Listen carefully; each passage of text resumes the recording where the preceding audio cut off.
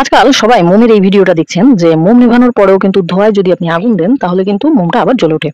আচ্ছা, যদি এই একই কাজ কাগজের ধোঁয়ায় করে দেখা যায় তাহলে কি জ্বলবে? না, জ্বলবে না, কারণ এখানে মিথেন গ্যাস নেই। মোম আসলে কি দিয়ে তৈরি জানেন? কার্বন এবং হাইড্রোজেন নামের হাইড্রোকার্বন দিয়ে। আর এইখানে হাইড্রোকার্বনের ভিতর কিন্তু কার্বনের সংখ্যা থাকে প্রায় 36 থেকে 40 এর কাছাকাছি, আপ ডাউন হতে পারে। আর এর উল্টো দিকে মিথেন গ্যাস কিন্তু প্রাকৃতিক গ্যাস এবং এর কার্বন সংখ্যা মাত্র 1 এবং হাইড্রোজেন সংখ্যা থাকে 4টা। আর মোম নেভানোর পর এর যে ধোঁয়া, এখানে কার্বন ডাই অক্সাইড থাকে এবং মোমের বাষ্প থাকে। এই মোমের বাষ্পেই কিন্তু মূলত আগুনটা লাগে।